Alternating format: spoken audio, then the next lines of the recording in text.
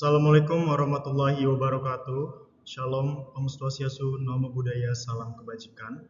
Perkenalkan, nama saya Muhammad Rifaldi Hartar. Saya dari Prodi Teknik Elektro semester 4. Di sini saya akan menjelaskan kembali, mereview kembali sesuai dengan apa yang saya pahami dari materi sistem komunikasi radio yang telah disampaikan oleh Bapak Legenda pada pertemuan sebelumnya. Baik teman-teman, jadi apa sih pengertian dari komunikasi radio? Sebetulnya komunikasi radio itu merupakan komunikasi tanpa kabel yang memanfaatkan gelombang radio sebagai media transmisi untuk perambatan gelombang radio itu sendiri. Jadi kalau misalnya teman-teman mengira nih gelombang radio atau komunikasi radio itu cuman kita dengerin lagu, kita dengerin musik yang ada dari radio, entah itu mobil ataupun handphone, itu memang betul. Tapi sebetulnya komunikasi radio itu lebih dari itu. Jadi komunikasi radio itu merupakan sebuah komunikasi antar dua arah dengan saya dan orang lain tanpa media transmisi seperti kabel, terus juga hal-hal yang mengganggu ruang hampa ataupun ruang-ruang udara. Tujuannya apa? Nah, itu dia, mengirimkan informasi dari sumber ke tujuan agar dapat memberikan informasi yang sedang kita ingin berikan. Keuntungannya apa? Keuntungannya itu bisa menjangkau daerah yang cukup luas, tidak diperlukan pemasangan kabel yang rumit. Terus kerugiannya apa? Itu bisa terjadi gangguan komunikasi bila terdapat suatu interferensi. Interferensi seperti apa? Nih, saya sudah merekap dalam beberapa penjelasan saya di sini, di mana keuntungannya itu dia tidak membutuhkan instalasi kabel, teman-teman. Jadi dengan dia pemancar sinyal radio, dia tidak perlu kabel. Jadi dia hanya perlu pemancaran sinyal dari sinyal tower A ke tower B. Lalu dia bisa menjangkau area-area yang sangat luas. Nah, seperti contohnya handphone. Kita menggunakan handphone ketika kita sedang berkomunikasi dengan orang lain, itu kita sebetulnya sedang menggunakan sistem komunikasi radio, di mana sistem ini kita akan menghubungkan kita dengan dunia luar tanpa perlu menggunakan kabel. Kerugiannya apa? Kerugiannya yang paling utama, itu dia mudah terganggu oleh apa? Petir, gedung tinggi, terus juga sinyal-sinyal yang lain. Kenapa petir? Karena yang paling utama adalah ketika petir menyambar sebuah tempat dari komunikasi radio itu sendiri, kayak misalnya tower, BTS, dan lain-lain, itu akan mengganggu dari sinyal komunikasi radio itu sendiri. Lalu gedung, ketika kita mempunyai tower di sebuah daerah dan daerah itu dibangunkan sebuah gedung yang tinggi, itu akan menghalangi berjalannya sinyal itu sendiri. Jadi masih bisa, tapi penghambatannya atau penyalurannya tuh akan lebih sedikit terhambat karena bangunan-bangunan. Seperti itu teman-teman. Lalu di sini ada band frekuensi radio, di mana frekuensi kecil digunakan untuk fungsi kecil atau mikro. Bisa teman-teman lihat frekuensi di very low frequency FLV di kurang dari 30 kHz dengan panjang gelombang lebih dari 10 km. Kenapa? Karena itu agar lebih pengoptimalan dalam penggunaan. Di mana band frekuensi radio ini merujuk pada pengelompokan spektrum frekuensi elektromagnetik. Apa sih spektrum? Nih teman-teman, spektrum ini pengelompokan. Nih, pengelompokan. Itu teman-teman. Lalu, yang dimana ini biasanya digunakan untuk berbagai layanan komunikasi, seperti layanan TV, radio, terus juga bisa juga untuk militer dan satelit, di mana dia memberikan jangkauan frekuensi tertentu yang ditetapkan oleh badan regulasi tertentu seperti ITU atau International Telecommunication Union. Contoh dari frekuensi LV. Nih, LV itu merupakan low frequency, di mana ini biasa digunakan untuk 30 sampai 300 kHz. Lalu ada medium frequency dengan frekuensi 300 sampai 3000 kHz dengan panjang gelombang 100 hingga 1000 km. Terus juga ada high frequency dengan frekuensi 3 sampai 30 MHz dengan panjang gelombang 10 sampai 100 meter, di mana ini biasa digunakan untuk komunikasi jarak jauh, teman-teman. Oke, nah di sini ada prinsip kerja dari radio, di mana penjelasannya merupakan komunikasi radio ini ia bekerja dengan prinsip dasar pemancaran dan penerima sinyal elektromagnetik. Ya, teman-teman.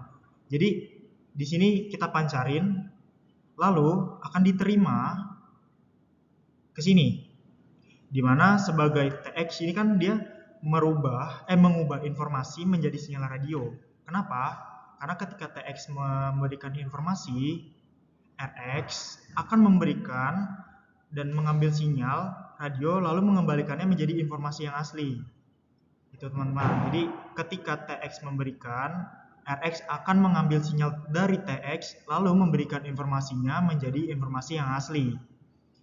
Nah, dalam pemancar ini ada komponen-komponennya yang dimana terdiri dari modulator, ini teman-teman, lalu ada osilator, terus juga ada amplifier, serta ada saluran transmisi, di mana sinyal informasi atau audio dan data ini dimodulasi ke dalam gelombang pembawa carrier, lalu akan dipancarkan ke antena ke udara. Jadi ini antena, lalu akan dipancarin nih ke udara, teman-teman.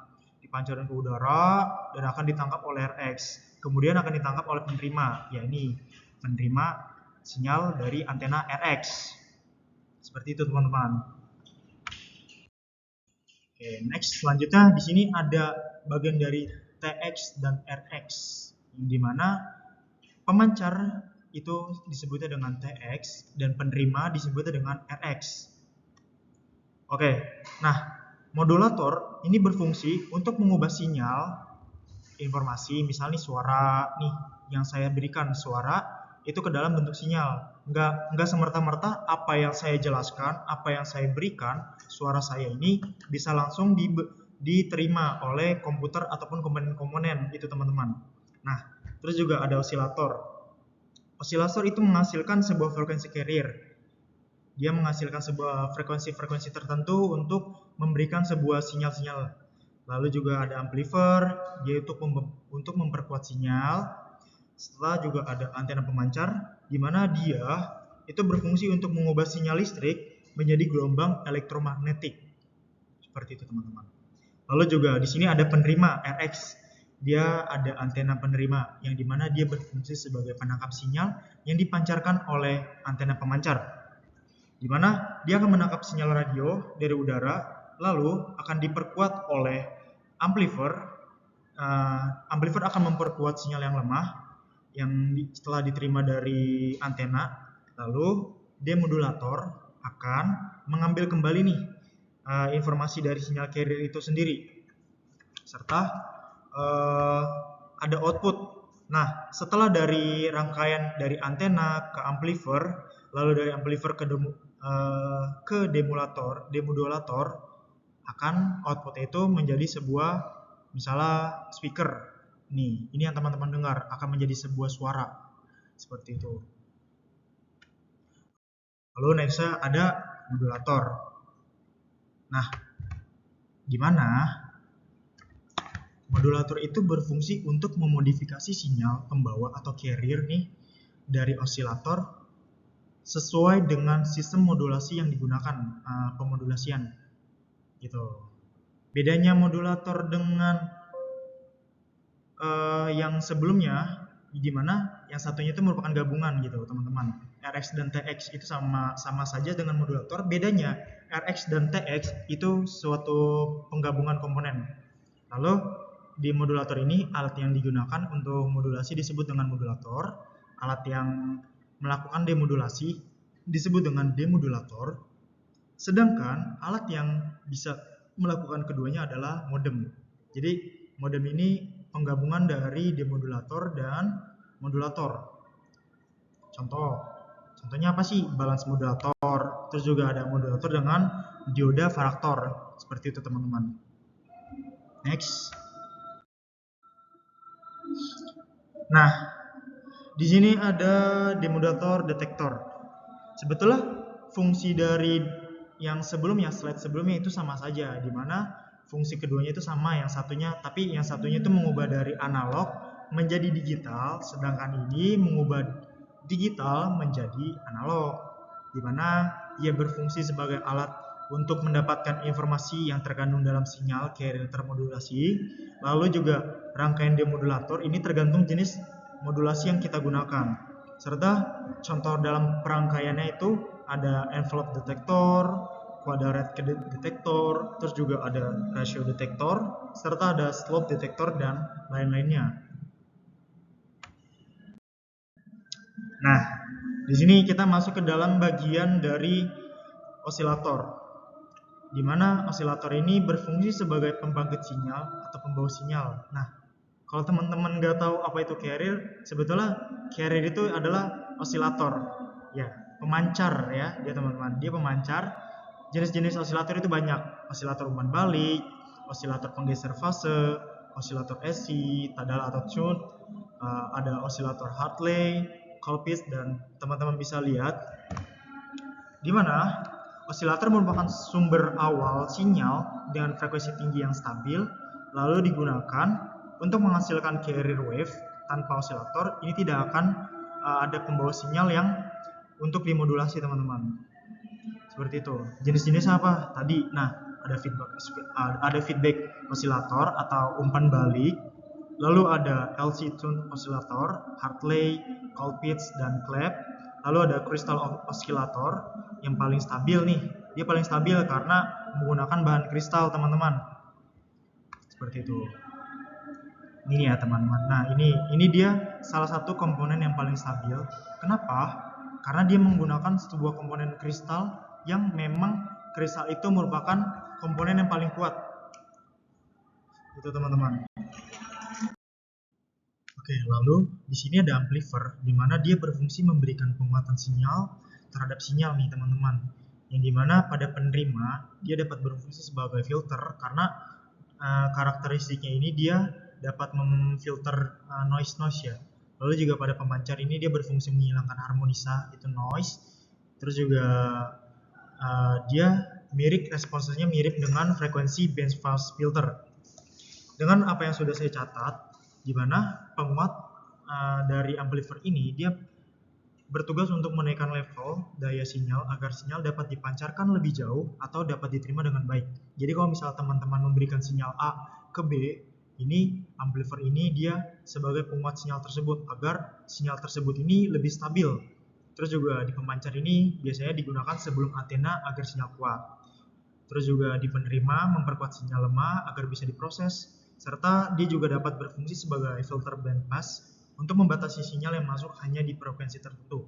Kalau misalnya dia tidak membatasi, pasti akan banyak sinyal-sinyal yang masuk dan itu akan mengganggu dari alat-alat yang diterima.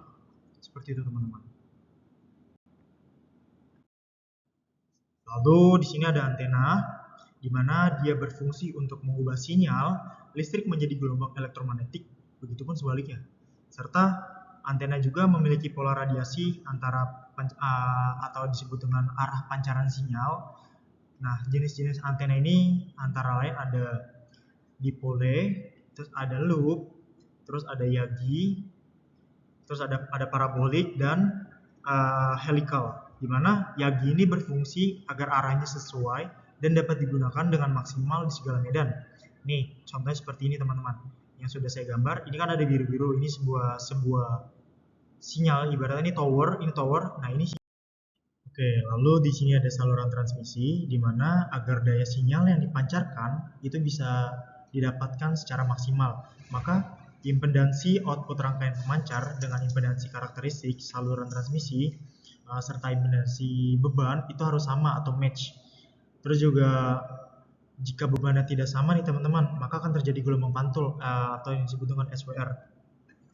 Dengan yang sudah saya catat, sebetulnya saluran transmisi ini merupakan penghubung pemancar ke antena, di mana untuk mengefisiensi maksimal impedansi antara pemancar, saluran, dan antena harus match atau sama. Terus juga ketidaksesuaian impedansi itu dapat menyebabkan standing wave radio atau SWR yang tinggi, yang artinya ada pantulan daya balik ke pemancar, seperti itu teman-teman. Jadi kalau misalnya nih tidak ada SWR, itu pasti akan ada daya pantul yang benar-benar gede banget untuk komponen-komponennya. Jadi dapat dipastikan bahwa saluran transmisi ini sangat penting untuk tidak terjadi gelombang pantul. Oke, jadi di sini ada alokasi frekuensi, di mana rentang frekuensi yang harus diatur penggunaannya disebut dengan alokasi frekuensi, sehingga sistem-sistem radio yang ada itu tidak saling mengganggu. Di mana dalam penjelasan singkatnya yang sudah saya rangkum, karena banyaknya penggunaan gelombang radio, maka itu diperlukan alokasi frekuensi, di mana ini untuk mencegah interferensi dari gangguan-gangguan yang di luar. Ini biasa dilakukan oleh badan nasional seperti Kominfo di Indonesia ataupun di internasional yang disebut dengan itu. Lalu juga frekuensi radio ini dibagi menjadi band kerja dan di setiap aplikasi disebut dengan AM, FM, terus juga bisa terbagi menjadi ke militer, navigasi, dan lain banyak halnya. Karena alokasi frekuensi ini terbagi dari beberapa jatah masing-masing, jadi dia memiliki jatahnya masing-masing dengan pengaturan alokasi frekuensi yang tertentu. Maka setiap sistem yang menggunakan komunikasi radio ini akan memiliki rentang frekuensi dan kerjanya sendiri gitu teman-teman. Kayak AM dan FM itu mempunyai rentang kerjanya yang berbeda-beda. Lalu juga radio itu memiliki kesamaan. Memang kita menggunakan radio ataupun itu maaf teman-teman, maksudnya untuk militer serta juga untuk navigasi itu dia memiliki alokasi frekuensi yang berbeda-beda seperti itu. Oke, next. Nah, di sini ada tabel alokasi frekuensi di mana dalam jangkauan 3 sampai 30 kHz very low frequency ini biasanya penggunaan untuk maritim dan militer. Lalu 30 sampai 300 kHz low frequency atau long wave biasanya penggunaannya untuk aeronautika, navigasi, radio transoceanic, terus juga pada jangkauan 300 sampai 3000 kHz dalam bidang frekuensi medium frequency dan medium wave biasanya digunakan untuk siaran AM. Serta dalam frekuensi 3 sampai 30 MHz dengan frekuensi high frequency dia biasanya digunakan untuk radio CB ataupun radio amatir. Terus juga pada jangkauan 30 sampai 300 MHz dengan frekuensi very high frequency di mana penggunaannya untuk radio bergerak, TV, full FHV, terus juga ada siaran FM serta untuk aeronautika dan teman-teman bisa lihat yang lainnya. Pada bidang frekuensi ultra high frequency, terus ada super high frequency, serta ada extremely high frequency. Ini dia memiliki benar-benar, jadi setiap alokasinya itu memiliki bidang frekuensi yang berbeda-beda, jadi tidak bisa disamakan. Terus juga jangkauan itu berbeda-beda dari kilohertz, milihertz, sehingga gigahertz itu teman-teman. Jadi dia memiliki jangkauan yang berbeda, bidang yang berbeda, serta penggunaan juga yang berbeda. Tidak bisa disamakan alokasi dari frekuensi. Nah, pada slide ini, di mana propagasi gelombang radio, ini dapat merambat melalui berbagai medium antara lainnya padat, cair, dan udara. Jadi ini tidak akan terhalang oleh media apapun. Terus juga propagasi radio ini dapat dibedakan menjadi propagasi gelombang tanah, gelombang langsung, gelombang pantulan tanah, gelombang permukaan tanah, serta propagasi ionosfer. Jadi yang di bawah ini adalah bumi, ya. Yang di atas ada ionosfer. Maaf teman-teman, ini propagasi ionosfer ya, bukan ionosfer. Maaf. Nah, jadi ketika ini di gelombang ini dipantulkan, maka ini akan memantul nih di bawah. Terus juga ada juga gelombang yang akan dipantulkan langsung ke ionosfer atau gelombang langsung. Ini bisa dilihat, ada yang gelombang di bawah, yang di ground wave, lalu di bawah ini bumi, serta juga ada gelombang yang dipancarkan ke ionosfer dan juga sky wave, dalam sky wave. Nah, di sini ada propagasi gelombang tanah. Ini bisa dilihat transmitting area-nya pembagiannya, gelombang langsung, lalu ada gel pemantulan tanah, terus juga di sini ada antena, terus juga di sini ada transfer antena, di sini ada receiver antena, di mana gelombang langsung, terus juga ada gelombang pemantulan tanah, serta gelombang permukaan tanah. Ya, seperti itu teman-teman. Nah, di sini ada propagasi ionosfer, di mana ia memanfaatkan lapisan ionosfer untuk memantulkan gelombang. Terus juga lapisan ini terletak pada ketinggian 50 sampai 500 km di atas permukaan bumi, teman-teman. Jadi sangat tinggi sekali ya pemanfaatan dari ionosfer ini. Terus juga lapisan ini terbentuk dari adanya radiasi sinar matahari. Terus juga perbedaan derajat ionosfer pada lapisan ini menghasilkan pembagian ionosfer ke dalam beberapa lapisan. Yang lapisan pertama adalah lapisan D, 50 sampai 90 km, lalu ada lapisan E, 90 sampai 145 km, lalu ada lapisan F, 160 sampai 400 km. Nah, pada propagasi ionosfer ini, lapisan D ini merupakan lapisan yang paling bawah dari ionosfer. Dia merupakan lapisan yang ada di bumi, itu di paling bawah. Dia menyerap gelombang dengan frekuensi rendah, melewatkan gelombang frekuensi tinggi, lalu juga ionasi max pada siang dan menghilangkan pada malam hari. Terus pada lapisan E, dia memantulkan gelombang dengan frekuensi sekitar 20 MHz, tergantung pada frekuensi dan kekuatan lapisan E. Jadi suatu sinyal ini dapat dibiasakan ataupun dapat diteruskan ke lapisan F. Serta lapisan F ini dibagi menjadi dua, lapisan F1 dan F2 pada siang hari. Pada malam hari kedua, lapisan akan menjadi satu. Terus juga ia akan memantulkan gelombang dengan frekuensi tinggi, high frequency, lalu gelombang dengan frekuensi tinggi akan dilewatinya. Nah, jika dapat disimpulkan lapisan ionosfer dapat digambarkan seperti ini, teman-teman. Oke, nih teman-teman bisa lihat ya. Ini radiasi dari matahari. Terus juga di sini ada F-layer, ini F-layer. Di sini ada siang hari, terus ini ada malam. Malam ini menjadi F-layer. Terus juga ini bumi dengan jauhan jarak 90 sampai 145 km. Di sini ada day, itu masuknya ke radiasi atau ke ionosfer.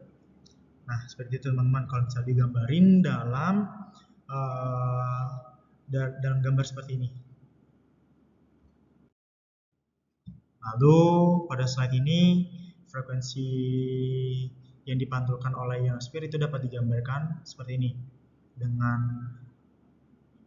lapisan ionosfer di atas ini, maka yang muncul di atas akan mencapai lebih dari 100 MHz. Kenapa? Karena tinggi, karena dia ini berada di lapisan ionosfer. Jadi lapisan ionosfer ini merupakan lapisan di atas, tapi belum sampai ke antariksa. Nah, semakin ke bawah, sinyal yang didapatkan itu semakin mengecil. Turun nih 20 MHz, lalu semakin turun lagi menjadi kurang dari 5 MHz. Agar sinyal radiasi yang dipantulkan dan frekuensi yang diberikan ini stabil ke bumi, teman-teman. Seperti itu. Lalu dapat dilihat kerugiannya dari ini, di mana adanya fading, sinyal penerima melemah menguat disebabkan oleh grounding wave atau skywave sampai di antena penerima, tetapi berlawanan fase sehingga saling melemahkan. Dua skywave yang dipantulkan dari daerah ionosfer diterima di antena penerima dengan fase yang tidak sama. Terus juga direct wave dan ground wave sama pada penerima dengan fase yang berbeda. Interferensi ini dengan gelombang lain hilangnya daya saat transmisi. Jadi ketika interferensi dengan gelombang lain, ini dapat menghilangkan daya saat transmisi ini digunakan.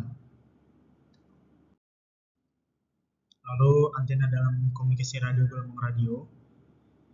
Nah, di mana dia berfungsi untuk daerah-daerah frekuensi yang lebih dari 30 MHz. Biasanya antena yang sering digunakan itu dalam komunikasi radio adalah antena FHV dan UHF. Antena FHV dan UHF ini dapat digolongkan menjadi dua jenis, yaitu antena omnidirectional, terus juga ada antena yang mempunyai pemancar dan penerima ke suatu arah. Terus juga ada antena omnidirectional, di mana dia digunakan pada stasiun mobile service atau siaran radio dan televisi.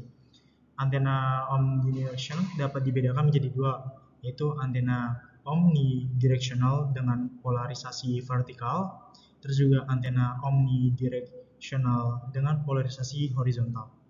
Yang dimana sinyal akan sulit karena banyaknya penghambat nih dari antena ini, jadi dia makanya dibedakan nih dari ini, karena kalau misalnya tidak dibedakan sinyal akan sulit nih sinyal akan sulit mendapatkan kita mau masuk kemana karena banyaknya penghambat. Okay, next, di sini ada antena omnidirectional dengan polarisasi vertikal. Nah, bisa dilihat nih macamnya antena facial dan antena brown. Terus juga antena vertikal dengan penguatan tinggi. Ini dengan vertikal. Ya, ini bisa dilihat teman-teman, vertikal. Lalu selanjutnya antena omnidirectional dengan polarisasi horizontal ya, miring, dimana macamnya ini ada antena super turn still dan antena super guide. Ini antena turn still, ini antena super guide. Oke, nah kalau yang sudah saya catat sebetulnya mereka kedua ini hampir sama. Next, nih. Lalu ada antena berarah, di mana dia digunakan untuk memancarkan sinyal ke segala arah dan dapat digunakan juga sebagai pemancar radio FM serta juga TV, serta polarisasinya ini bisa vertikal dan horizontal. Antena berarah ini atau directional ini mengarahkan sinyal ke suatu arah tertentu, cocok untuk sambungan titik ke titik, contoh Yaginda, terus juga corner reflector, serta ada parabola dan helical. Dia biasa digunakan untuk hubungan titik ke titik ya teman-teman. Oke, ini next, antena corner reflector, dia biasanya merupakan array dari parasitic elemen, dua bidang datar yang berpotongan untuk membentuk sudut di mana radiator ini berbeda. Seperti ini. Kan dua nih. Dua datar, dua komponen datar yang potongannya ini membentuk sudut yang berbeda. Ada yang ke kiri dan ke kanan. Lalu ada antena Yogi Uda, dia terdiri dari driven elemen di mana ada reflektor dan direktor dan bom. Dia bisa banyak digunakan dalam komunikasi FHV. Lalu ada antena parabola nih. Kalau misalnya teman-teman pernah mempunyai antena parabola yang bulat nih, gede banget ya. Nah itu dia disebut dengan antena parabola nih, seperti ini, kayak seperti UFO. Seperti UFO itu disebut dengan antena parabola. Dia prinsipnya dia memusatkan tenaga radiasi dari radiator, terus juga penguatnya antena parabola tergantung dari diameter dan frekuensi. Tergantung dari diameter, jadi semakin besar ini semakin stabil, serta juga dari tergantung frekuensi yang didapatkan dan diberikan. Lalu di sini ada penguatan dari antena parabola, di mana sebetulnya ini rumusnya ini simple ya, di mana G sama dengan 10 log, terus juga G merupakan penguat antena, terus juga di sini ada luas antena, terus juga ada efisiensi antena di antara 55% hingga 65%, terus juga di sini ada panjang gelombang. Oke, teman-teman, terima kasih banyak. Di sini saya sudah merekap kesimpulan dari materi ini yang telah diberikan oleh Bapak Legenda, yang dimana kesimpulan dari sistem komunikasi radio ini sudah saya rekap. Yang pertama, sistem komunikasi radio merupakan metode pengiriman informasi melalui gelombang elektromagnetik, yang dimana khususnya gelombang radio ini tanpa menggunakan kabel, serta sistem ini juga sangat penting dalam berbagai aspek kehidupan modern seperti penyiaran, terus juga komunikasi militer, komunikasi darurat, hingga sistem navigasi dan telekomunikasi. Terus juga lalu pada komponen utama sistem komunikasi radio ini terdiri dari ada pemancar, transmitter atau TX, lalu juga ada penerima, receiver, serta ada modulator, lalu ada osilator, lalu ada amplifier, yang dimana dia membangkit frekuensi sinyal, terus juga ada amplifier, osilator itu membangkit, ada amplifier itu memperkuat, lalu juga ada antena, terus juga yang paling utama adalah saluran transmisi yang dimana dia menghubungkan antar komponen dan menjaga efisiensi dengan menyamakan impedansinya. Serta yang ketiga ada band frequency radio, di mana dia dibagi berdasarkan rentang tertentu agar setiap layanan, mau itu radio, televisi, satelit, siaran militer dan lain-lain itu tidak saling terganggu. Jadi dia sudah punya job desk-nya masing-masing bisa dibilang. Terus juga ada gelombang radio, ini merambat melalui berbagai jalur propagasi, yaitu gelombang langsung, direct wave, lalu ada gelombang pantulan, reflected wave, lalu ada gelombang tanah, ground wave, serta ada gelombang ionosfer, sky wave, yang memantulkan di lapisan atmosfer D, E, dan F untuk mencapai jarak tertentu. Lalu ada interferensi dan fading, merupakan tantangan utama dalam komunikasi radio, yang dimana fading adalah variasi kekuatan sinyal akibat perbedaan jalur dan fase gelombang. Lalu interferensi adalah hal yang terjadi ketika frekuensi ini tidak dikelola dengan baik atau terjadi karena adanya gelombang lain di sekitar. Serta juga ada antena, di mana dia itu mempengaruhi jangkauan dan arah sinyal. Serta dalam pengaplikasiannya, sistem komunikasi radio ini sangat bergantung pada pemilihan frekuensi yang tepat, jenis antena, serta pengaturan daya dan arah pancaran. Tanpa pengelolaan baik, ini pasti tidak akan berjalan dengan optimal dan tidak berjalan dengan sempurna, teman-teman. Seperti itu saja. Kurang lebihnya mohon maaf apabila banyak kesalahan dalam pengucapan kata dan penjelasan. Saya Rival, izin pamit. Wassalamualaikum warahmatullahi wabarakatuh.